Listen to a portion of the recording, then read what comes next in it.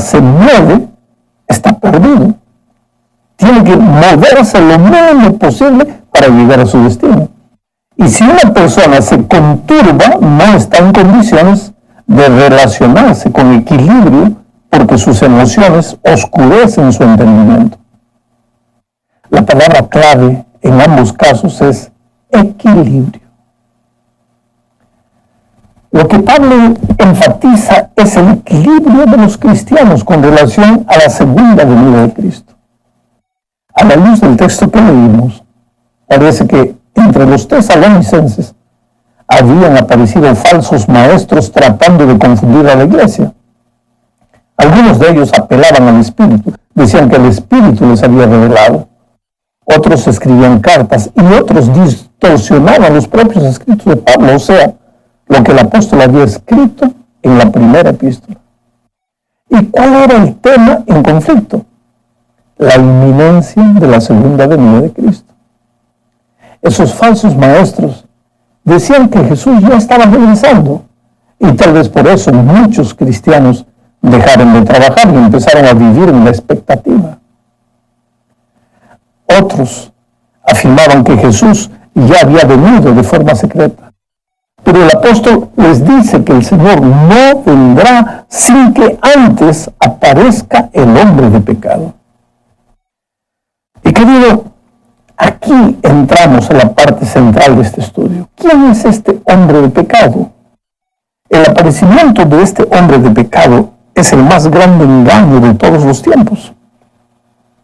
Un día, Jesús habló de falsos cristos y dijo que estos harían grandes señales y prodigios de tal manera que engañarían, si fuese posible, aún a los escogidos.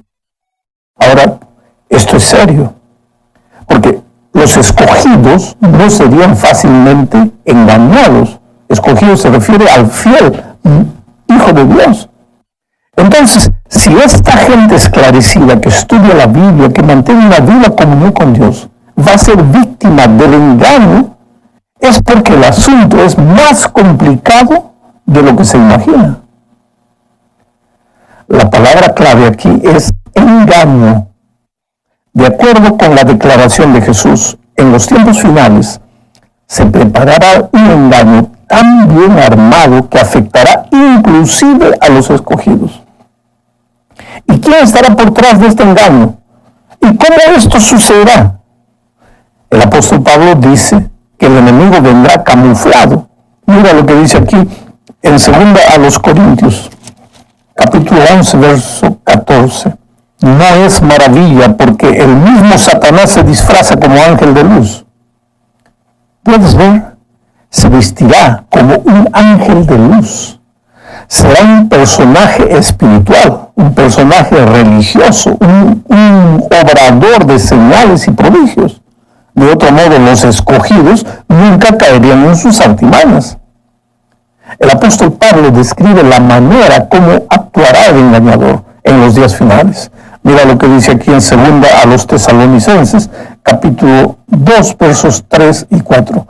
Nadie os engañe en ninguna manera, porque no vendrá sin que antes venga la apostasía y se manifieste el hombre de pecado, el hijo de perdición, el cual se opone y se levanta contra todo lo que se llama Dios y es objeto de culto, tanto que se sienta en el templo de Dios como Dios, haciéndose pasar por Dios. Este texto que acabo de leer es clave para entender el asunto. San Pablo afirma que el Señor Jesús no vendrá antes de que venga la apostasía y se manifieste el hombre de pecado. ¿Quién es este hombre de pecado? ¿A quién se refiere el apóstol? ¿De qué apostasía habla y cuándo esto sucederá? El propio Pablo menciona otras características de este hombre de pecado. Dice que él, este hombre de pecado, se opone y se levanta contra todo lo que se llama Dios y es objeto de culto.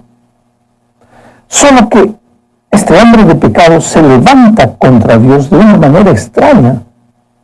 Se opone, pero sin oponerse.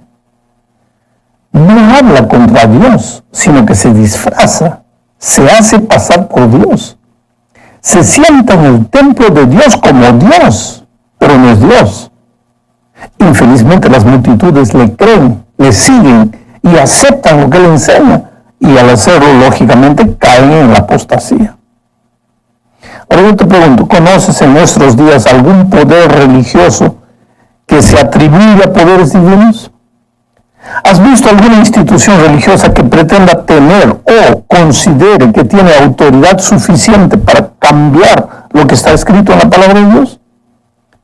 Esto es preocupante, porque el día que tú veas que un ser humano se sienta en un trono y se hace pasar por representante de Dios en la tierra, puedes saber que eso es parte del cumplimiento de la profecía bíblica. Jesús ya lo dijo en Mateo 24:15, que la hora de su retorno estaría próxima cuando veáis en el lugar santo la abominación desoladora de que habló el profeta Daniel. El que lee entiende. La expresión el que lee entienda está en el texto entre paréntesis. Quiere decir que no todos lo van a entender. Va a depender de la actitud con la que el ser humano busque la verdad. Dios solo se revela a los que lo buscan con sinceridad y humildad de corazón. ¿Y de qué abominación desoladora habla el profeta Daniel? Para saberlo necesariamente tenemos que ir al libro de Daniel. Él menciona en Daniel 7:25 a un poder religioso que hablará palabras contra el Altísimo y a los santos del Altísimo quebrantará y pensará mudar los tiempos y la ley. Un poder que en el capítulo 8 de Daniel se engrandeció hasta el ejército del cielo y aún se engrandeció contra los príncipes, contra el príncipe de los ejércitos, y echó por tierra la verdad e hizo cuanto quiso y prosperó. Observa que este poder religioso en algún momento de la historia intentaría mudar los tiempos y la ley y echaría por tierra la verdad. Ahora, ¿por qué tiene tanta rabia contra la verdad? Porque por detrás de este poder está el padre de la mentira. Oh, querido, la verdad y la mentira son como la luz y la oscuridad. No pueden andar juntos. El enemigo de Dios inventaría una ley falsa, mentirosa, para llevar la atención de las personas lejos de la ley verdadera. Todo eso usando sus armas preferidas, el engaño y la seducción. Engaño es la palabra clave. El diccionario define engaño de esta forma: dar a la mentira apariencia de verdad, inducir a otro a creer y tener por cierto lo que no lo es. El engaño te conduce al error, te extravía.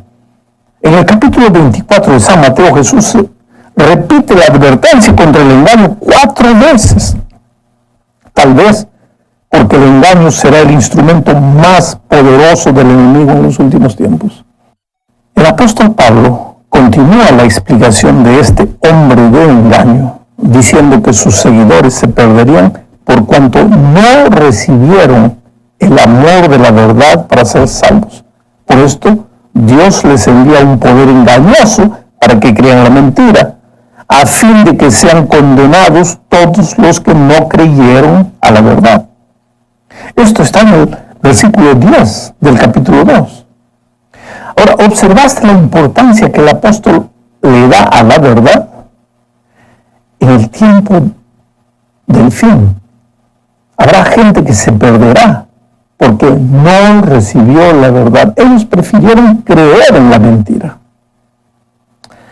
A estas alturas conviene hacerse la pregunta: ¿de qué verdad habla Pablo? ¿Dónde está esa verdad? Jesús respondió a esa pregunta muchos siglos atrás al orar en favor de sus discípulos, diciendo: santifícalos en tu verdad, tu palabra es la verdad. Hay momentos, querido, en los cuales es preciso parar y pensar. Hay momentos en los cuales es preciso confrontarse con la verdad. Y mira, confrontarse con la verdad puede ser doloroso, porque la verdad siempre es un mundo de posibilidades que lleva hacia lo desconocido, y eso provoca miedo. Pero ya imaginaste qué hubiera ocurrido si Newton no hubiera querido saber la verdad cuando una manzana le cayó en la cabeza. ¿Qué hubiera pasado si Cristóbal Colón no hubiese un día decidido partir rumbo a lo desconocido? La Biblia afirma que infelizmente en los días previos a la venida de Cristo habrá mucha gente que preferirá vivir en la mentira. Tal vez eso sea más cómodo y menos doloroso. Las personas a veces actúan como el paciente que sabe que está con cáncer y prefiere que el médico no se lo diga, esperando que el hecho de ignorar la verdad puede disminuir la gravedad de su realidad. Pero el apóstol va más allá. Él dice que en los postreros días, poco antes del retorno de Jesús, este hombre de pecado realizará el engaño más grande, la obra prima de la mentira, imitará la vuelta de Cristo.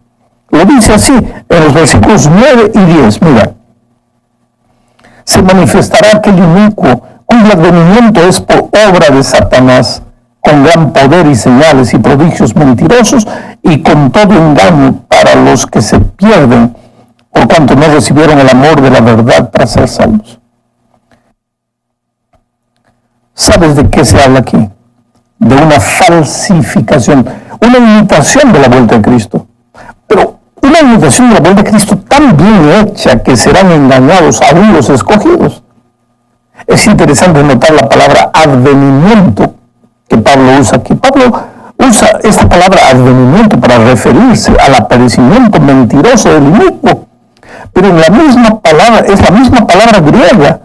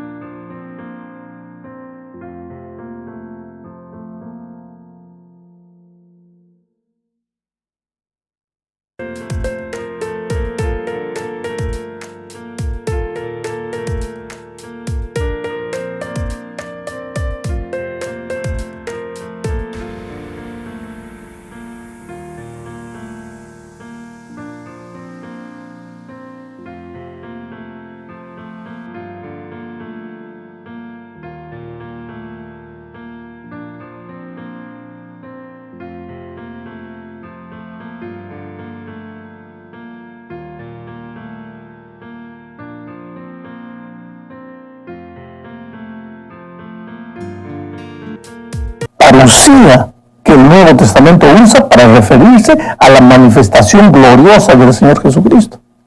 ¿Tú crees que coincidencia? No. El apóstol usa esa palabra de propósito para enfatizar la imitación casi perfecta de la venida de Cristo, que el hombre de pecado realizará. Todo ha sido planeado por el inicuo, entre aspas, con minuciosidad, para hacer creer a las multitudes que su imitación es la verdadera venida de Cristo. Esta será la obra maestra del engaño satánico. El mundo está siendo preparado para eso. Observa si no la temática de las películas, la literatura, los juegos electrónicos que millones de seres humanos consumen.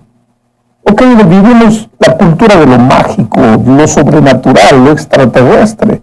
Los niños llegan al punto de tomar esas cosas como realidad. Por otro lado, percibe los fenómenos paranormales que el espiritismo realiza. ¿Por qué no podrían las personas entonces creer en un espíritu, que un espíritu maligno disfrazado de Cristo y haciendo cosas espectaculares apareciese ahí diciendo que es Cristo? Claro que podría. Nota dos pensamientos más en el texto. El primero es el siguiente. Esta parucía falsa es por obra de Satanás, dice Pablo. Hay un poder sobrenatural por detrás de esa falsificación. Es una obra maligna. Puede venir acompañada de señales y prodigios, pero es una obra maligna. Ya lo dijo Juan al describir a este poder satánico en el libro de Apocalipsis capítulo 13, verso 13. Dice lo siguiente. También hace grandes señales, de tal manera que aún hace descender fuego del cielo a la tierra delante de los hombres y engaña a los moradores de la tierra con las señales que se le ha permitido hacer.